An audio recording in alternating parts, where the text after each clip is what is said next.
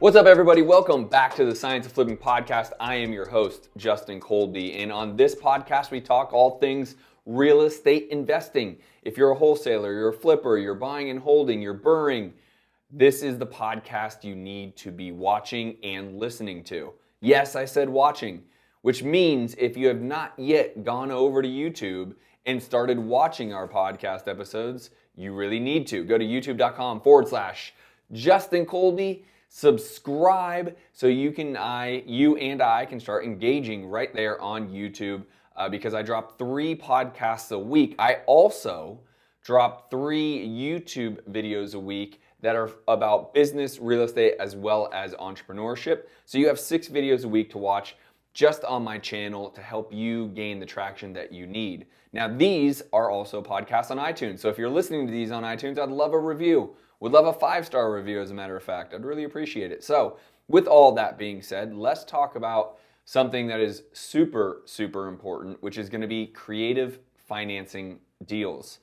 This is a subject that obviously a good friend of mine, Pace Morby, has done a great job talking about and educating people on. And so I'm going to do an episode just talking about this because my coaching students actually have done a whole week on this. And a lot of the questions are things that I think most people are asking themselves, and so I want to address a lot of this stuff. So the first thing that my students were asking me is like, hey, if I want to do creative financing, what type of list would I want to pull? And so what I would tell you there is all lists will work for creative financing. There's not a wrong or a right list, but a lot of times what you would want to try to find is someone that's in financial pain more often than not. Now, could you find a seller that quite literally owns the home free and clear and you create a creative financing structure? Absolutely.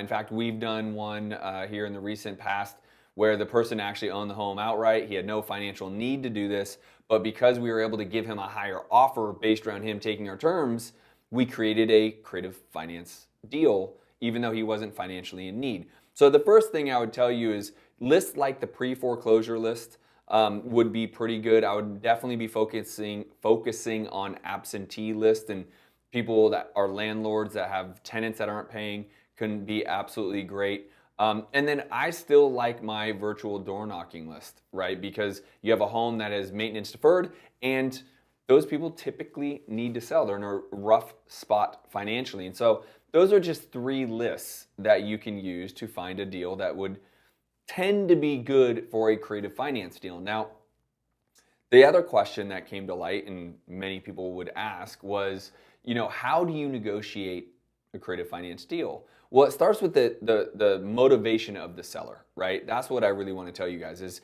you need to understand why they're selling. If they're in financial pain, they maybe can't make their next month's mortgage, then you can say, hey, I might be able to give you the opportunity to get out of making these payments as long as you're open to creating some more creative terms. Are you open to that? Great. Now let's structure it. And then there's no wrong answer. At the point of structuring the deal, there's no wrong answer because you are basically creating the value by getting them to not have to continue to pay their mortgage because they can't afford to. And then you just work up the terms. So you might make the mortgage payment and that's it. You might wrap a loan around it. Maybe they have a lot of equity in the home, but they still can't pay their mortgage. Well, maybe you wrap the equity.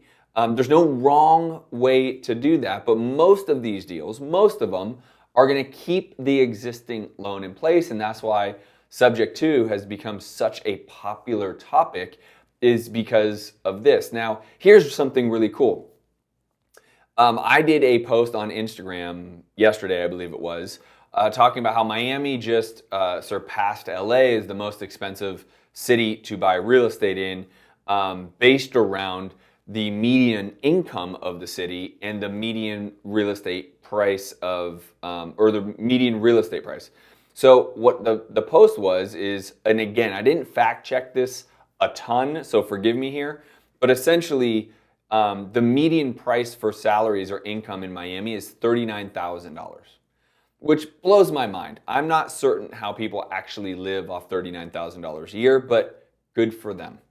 But then the median home sales price was $550,000, which again leads to this idea that the market's going to crash at some point, because these individuals who make 40 grand and are buying a $550,000 home, they can't afford it. They shouldn't be buying a home.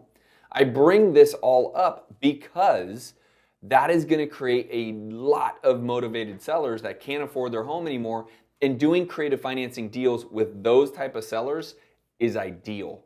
You're creating a big value. You're going to leave their loan in place, because the loans these days have been amazing, right? Anywhere from the high 2s to low 3s. You would keep their loan in place, and you would actually essentially take it over, and I guess you could live in it is one thing, but essentially rent it, make an incredible rental. You didn't have to go get a loan, and then you have the tenant paying down the mortgage. Now, I actually brought on my creative financing transactional coordinator. She is an animal. She's done thousands and thousands of creative finance transactions. And that is only for my students. If you're interested in me coaching you can go to 𝐓𝐿𝒉𝒂𝒕.com, and you can have access to my team, such as my creative finance transactional coordinator. But what she has seen is the same thing that I'm echoing to you guys. When individuals such as people that make $40,000 but buy a $500,000 home and they can't afford it, at some point it's going to hit the fan, right? And that's when you coming in and being a solution for them, helping them out, and keeping their loan in place really can provide a ton of value. Now, when do you make this offer was the third question. Like, Justin, when do I make a creative financing offer? Well, usually it's because your cash offer, the traditional cash offer as a wholesaler, doesn't actually work for them. You might offer $120,000 cash, but they can't take less than $160,000. Well, then you say something to the effect of, well, I might be able to get to your $160,000, but I would have to have you be more open to terms, right? And getting a little more creative and open to terms. Are you open to that? Well, yeah. What are you thinking?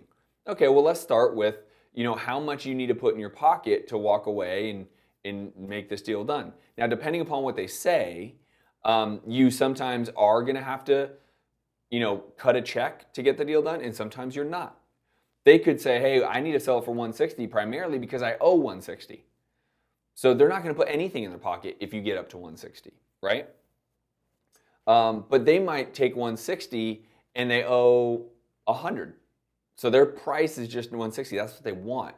So when people want that, then you might need to cut a check at closing. You also might be able to structure, again, a wrap, right, where you wrap a $60,000 loan that the seller gives you. Now the seller is being the bank. You're paying their mortgage. That you've escalated them to a bank position. You are the homeowner. You're also able to structure it that way and be able to pay them over time, okay?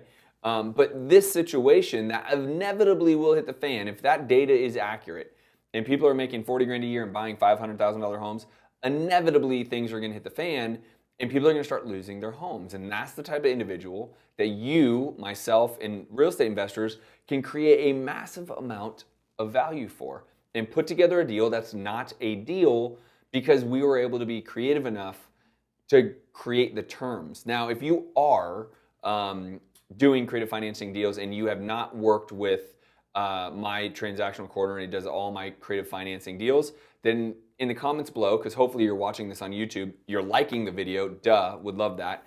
But also in the comment below, let me know. I'm happy to make an introduction to my creative financing transactional coordinator so she can handle your deals. Many people get very scared about creative financing because of the paperwork. Well, guess what?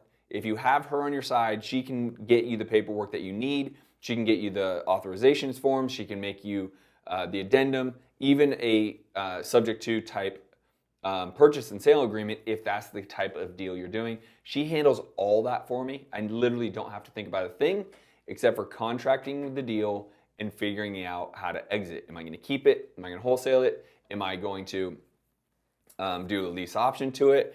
Am I going to remodel it? So all I have to think of is the traditional, how do I acquire it, and then how do I exit it? She handles all the paperwork and all the structure. In fact, she at times gives us suggestions of like, hey, why don't you do this and arrange the terms like that?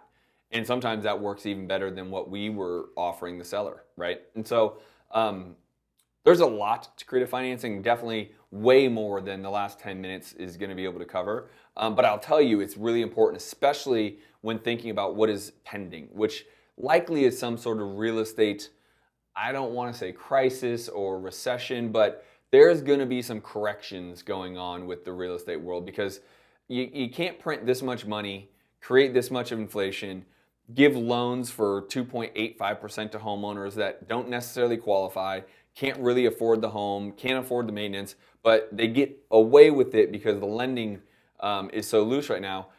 There's something's going to happen, right? And so the more you know, the better.